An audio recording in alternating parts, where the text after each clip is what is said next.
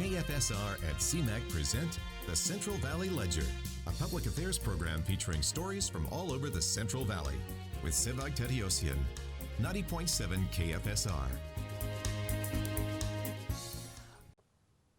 Welcome to another edition of the Central Valley Ledger. We're recording out of the beautiful downtown Fresno studios of the Community Media Access Collaborative, Fresno and Clovis.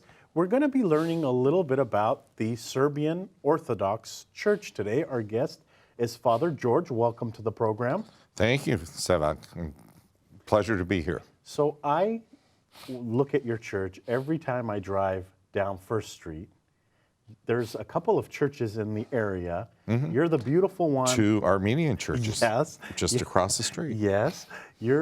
But your church is a beautiful church right on the east side of First, correct? That's correct. A lot of people will miss it because we're set off pretty far off the street. And our main parking lot is in the front. So you could easily just drive by, and unless you turn your head, you won't necessarily see it. So before we get into the church and, let's talk about you a little bit. Tell us about yourself. Sure. I have been here in Fresno now. I'm almost a Fresno native. I've been here 32 years, and actually 32 years at St. Peter's. Before that, I was born and raised in Niagara Falls, New York. Mm-hmm. My parents were both immigrants from what was that time in the late 40s, as what was known as Yugoslavia. And they had immigrated following the war, actually independently of each other, but they met over here and had gotten married and settled and made their home in Niagara Falls, where there wasn't a huge Serbian population there, but there were a few families, but there was a much greater population just south of Buffalo in a town called Lackawanna, a steel mill town. Interesting. That's usually where the immigrants mainly congregated to, where there were jobs, and whether they were steel mills, auto factories, and that's pretty much where the population of Serbs went to, except for the ones that came to Fresno.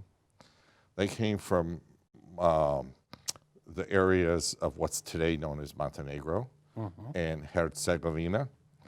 And those two areas had a very mild, temperate climate, very similar to California, so it was really the California climate, the agricultural area that drew them here to the valley. So I ask all my priest friends this question. When did you decide that this was the career that you wanted to get through? And I get a little different answer, because I get some that say, oh, my parents, at a young age sent me to seminary or monastery. For you, talk about when you realized this is the profession you wanted to get in. Well, it wasn't something I really decided. It was something that I'd have to say that God decided it for me. Mm-hmm. I was always drawn to the church as a child. My parents were very faithful in bringing myself and my two brothers, to church every Sunday. We would never think of missing. There was never, if we woke up sick that morning, there was no miraculous recovery at noon when church was over. It means we had to be sick the rest of the day. So we could never use that excuse, and so we just went. And through my parents setting up that foundation of being involved in the church and carrying the spiritual aspect of the church through prayer and that into the home, I had a very good upbringing, but I could never see myself as being a priest. I was interested in the church, but not to serve as a priest, because I'm naturally someone who's very shy. I'm not very, outgoing. I couldn't picture myself leading a worship service standing in front of people and doing that. But I really wanted to study about the church, and I had plans to continue on with my education that were, that were my plans, but God had different plans. Someone had suggested to me, it was a deacon who was a friend of mine. I had a cousin that was a student at the seminary, was going to be his last year, and he suggested that I go and visit him. Because he asked me, have you ever thought about going to seminary? And I said, no. And he goes, well, I think you should. And then I was like, said, well, why? And he goes, well, I don't know, I just think you should. And this could be an opportunity at least for you to go check it out. Since your cousin's there, you can go stay with him and his wife. And so, that's what I did during spring break in my senior year of university. And when I was there, I just went into the chapel that they had there. It was a different chapel than what they use now. This is at St. Vladimir's Orthodox Theological Seminary. In New York? In New York. It's in Westchester County, just in a little small town of Crestwood. It was about 20 minutes outside of Manhattan, north of Manhattan, by train. And I walked into the chapel. It was a Saturday evening. They were having what is called the vigil service. And I just had gotten a sense that came over me that this is where I want to be. In my head, I kept saying that, but I don't want to be a priest. I just want to come here to study. Yeah, and which is what I did. I even had an opportunity to have our diocese pay for my full board. Wow. If I signed saying that I would serve as a priest in the diocese. And I couldn't consciously do that because I couldn't make that commitment. And so I thought, well, I'll figure out a way to pay for the tuition and the education and everything. And because I had to be honest and say, but I really don't want to be a priest. But eventually, the way things turned out, little did I know, if I give myself up to what God wants, to His will, and not fight God with my own will, that things will turn out as they should turn out. And believe me, that was 32 years ago that I was ordained. It'll be 32 years next month. Congratulations. Or 33 years next month. And it never once regretted it. It's been the best thing that ever happened. I would have been miserable at what I originally wanted to do. You go through the classes, you get done with the school, and then when did you realize you're coming to Fresno? Talk about that process. I graduated seminary in 1982, and at the time I was single, and I knew that I would hope to one day be able to get married. I still wasn't really thinking about the fact that I was going to be a priest, but I was in New York, and I'm thinking, well, I'm trying to get different jobs and things like that. I worked for a year following graduation at our diocesan center, which was outside of Pittsburgh, Pennsylvania, for almost a year's time as the Christian education director for the diocese. And then after I had left there, my younger brother had graduated from college, and his dream was to come to California. And so he told me, I want you, to drive out to California. He had graduated with a degree in electrical engineering. It was the 80s. The defense industry was really big here in Southern California. And so he was able to get a job. And I came to California, and I thought, this is pretty nice. it sure beats Niagara Falls, New York, or those winters in Buffalo, where it snowed, where you have shoveling. snow for 8 months out of the year. I thought, well, this is pretty good when I can go swimming on New Year's Day. It's nice. This was in Southern California. Yeah. And eventually I started working as a Christian education director at our cathedral down in Los Angeles, in Alhambra. And that's where I had met my wife. We got married. And I promised her that it would be that I wouldn't do anything, at least for a year. But of course, right after I get married, the bishop calls. And at that time, we had a temporary administrator for our diocese. And I happened to know him, fairly well, but he was living, from Serbia. And so he called me and he said, okay, I have 2 parishes for you, one in San Diego and one in Fresno. But I would really like you to consider, Fresno, at least, think about it and go there. And I said, great. So my wife, being a native Californian, I come home and I tell her, well, the bishop called and, if we're going to stay in California, which we both wanted to do, that this is our options, San Diego, Fresno. or Fresno. And she's like, San Diego. Her parents lived in Long Beach. That's where she grew up. And so she was, she thought, oh, that's only hour and a half away, from Long Beach. It's an easy trip. And she used to come up here to Fresno when she was a little girl. She had family here. And all she remembers that it was so hot. Her family lived out on a ranch. And, this was when they had swamp coolers and they throw the mattress on the floor. It would never cool off until 3 in the morning. And then it would be hot again by the time you woke up at 6. And she's like, oh, Fresno, And I said, well, let's let's at least go there and check it out, which is what we did.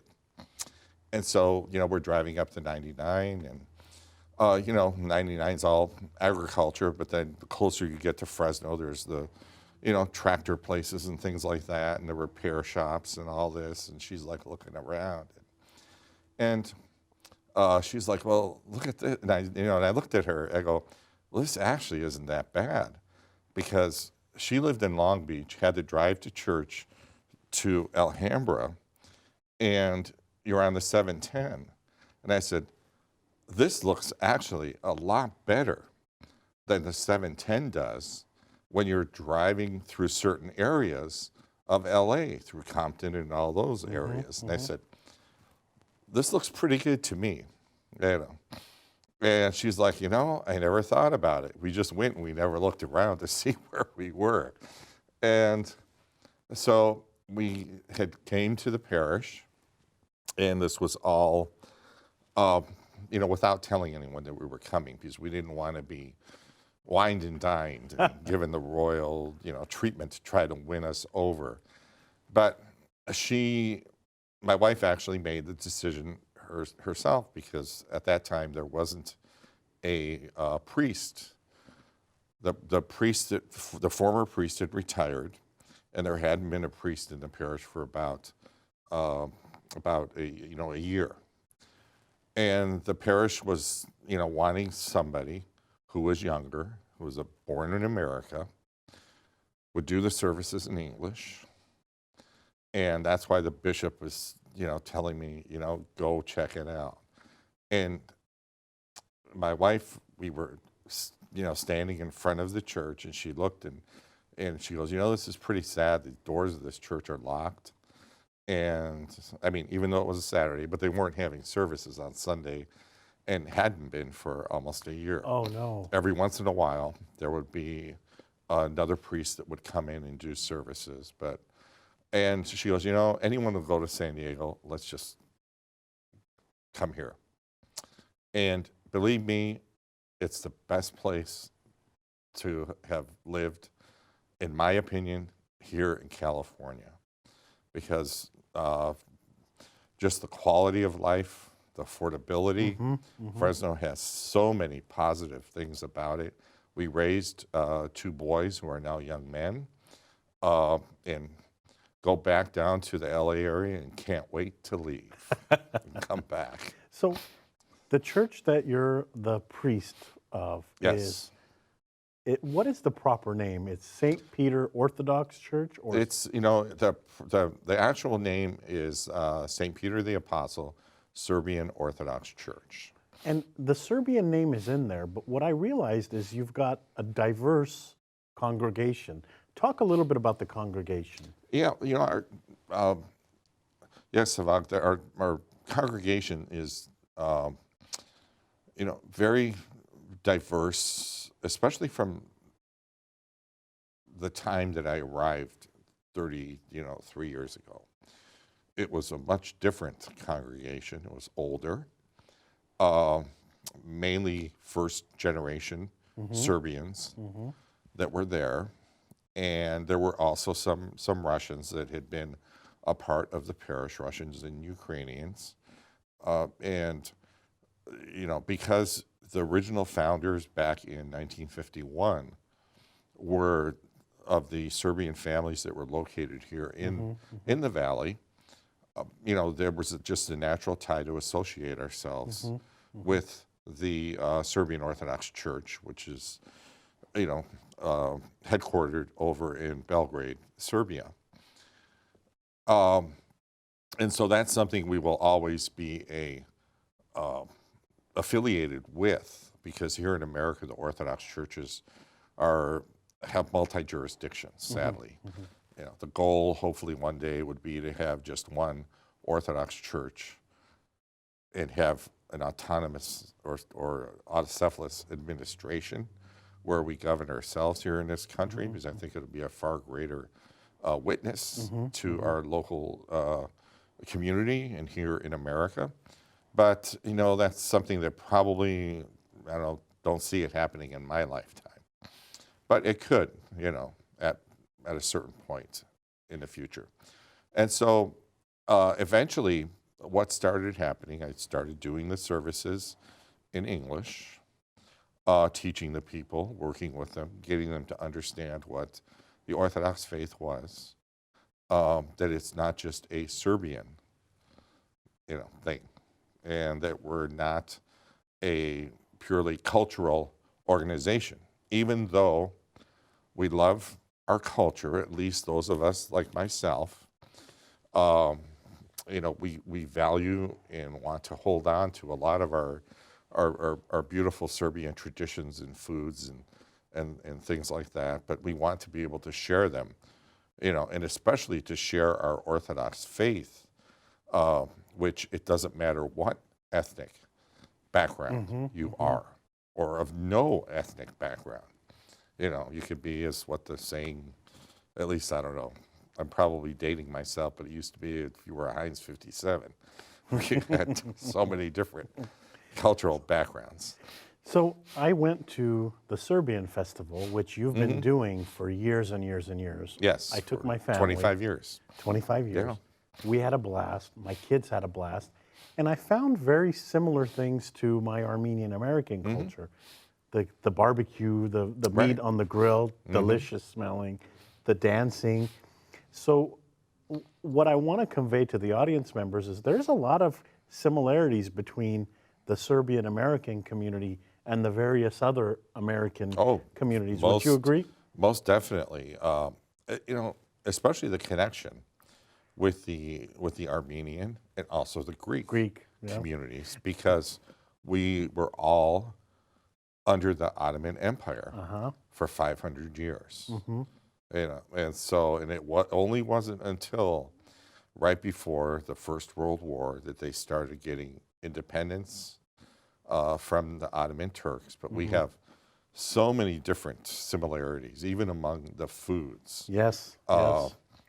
We might pronounce them a little differently, but pretty much they're basically the same. And I noticed that too when we ate over there. Why should people come to the Serbian Festival? I mean, I know I'm a fan, and I've always wanted to come, and finally I made that commitment with my family, and we'll come again. But for those who have never been, I'm noticing it's growing and a lot more people are talking about it, but why should people come and learn about the Serbian culture and the church? I think it's a way to experience a totally different culture, that of Eastern Europe, that so many people here in California have never really experienced before. If this were Chicago or Detroit or Pittsburgh, they're filled with people whose families immigrated from Eastern Europe, from Poland, Ukraine, Czechoslovakia, Romania, all of those areas. But here in Fresno, it's was not like that, and so we have a unique situation where we can truly offer a flavor and an environment and an atmosphere through our festival of something that most Fresnans really can't go anywhere to experience. There are no Serbian restaurants here, and so. And, on those lines, I find it interesting that there are no Russian restaurants either. I mean, you got the Middle Eastern restaurants, the Armenian restaurants, but I like a Russian or a Serbian, Eastern European restaurant, they're not in the area. They're not, but at least the recent Russian immigrants, which we have, that most of them belong to St. Peter's, because they share that bind with the Soviet Union, they'll go to Armenian restaurants, and they'll tell them what they want to order, and usually many of the Armenian restaurants are recent immigrants. They'll know exactly what to prepare and how to prepare it as a Russian would. So we're running out of time. We've got a few minutes to talk still, but why is it important to go to church, in your opinion? I mean, I go to church on Sundays, and the Sundays that I'm not there, I feel like there's a void or something missing in the day. But, sure, we can all pray at home, but in your opinion, why is it important for that congregation? Well, Sevag, I could probably do 3 whole shows or more. You have 4 minutes. On that topic. But I'll try to condense it into the 4 minutes. But, basically, it has to do with the entire concept of what the church is. The church is the people of God. And from the very earliest times, and when a person became a Christian, they never looked at this as being something that was just me and Jesus, and that's all that mattered was, that personal relationship that I had with Jesus. But they gathered together in fellowship, and we could see this clearly in the scriptures, in the New Testament book of Acts, when they would gather together on the Lord's Day, on Sunday, which was the day of the resurrection. They did so as community. When Jesus, he could have very easily gone and ministered and not had anyone around him to have to follow him. After all, he's God. He's the God-man. And so, did he need to have those 12 apostles? No, he didn't. But he gave us a pattern of establishing a community and of the fact that he was, founding his church on these disciples who became apostles, witnesses, and missionaries, of the Christian faith to the world. And the early Christians from the very beginning gathered together on the Lord's Day because they recognized that the church was the people of God, not just themselves as individuals or just their relationship with Jesus. Wonderful summary. I know that I can go on and on with you about the church and the Orthodox aspect of the church and the Serbian community, but we are nearly out of time this week on the program. How can people find out more information about the church?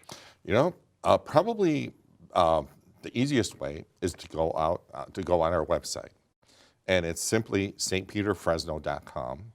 Go on our website. You'll have information page. You'll have pictures. You'll have other pages there that tell a little bit about the parish, and to also come to our Sunday worship service. Our Divine Liturgy starts on Sundays at 9:30 a.m., and everyone who is ever interested is more than welcome. We get quite a few visitors, actually, every Sunday. And lastly, the founding members of the church, do you see their offspring around? Are there relatives around? Some of them, yes. The ones that really were where you had both parents involved in the church, they are. But then some of them married outside of the church, and it's, when I first arrived 30, into the parish, I had that as a goal of mine to try to get these people back. But then I realized, don't just focus on them. Make the parish available to all of the people in Fresno. And it's being the founding members it's very unique. It's very cool that they created this wonderful place, and it keeps going and going. And in my opinion, it's going to get bigger and bigger with the Serbian Festival and all. So, Father George, thank you so much for coming. Well, thank you so much. I'm so glad to have been here. We'll bring you back to talk a little bit more about the religious aspect of the church later on. Sure, be happy to. Thank you. Okay. That's all for this edition of the Central Valley Ledger. You are listening to KFSR 90.7 FM. Thank you for that. Thank you for watching the program on CMAC, Comcast 93, and AT&T 99. Our technical director is Paul Starcevich. Our student assistant producer is Daisy Ramirez. A special thank you to Stacy Batridge Smith for also coordinating this interview. We hope you enjoyed the program this week. We hope you learned a little bit about St. Peter the Apostle Orthodox Church, the Serbian church in town. Tune in next week to a new edition.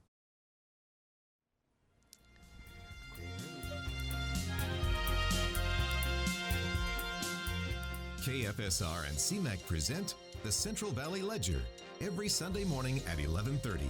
For a complete program schedule, visit kfsr.org.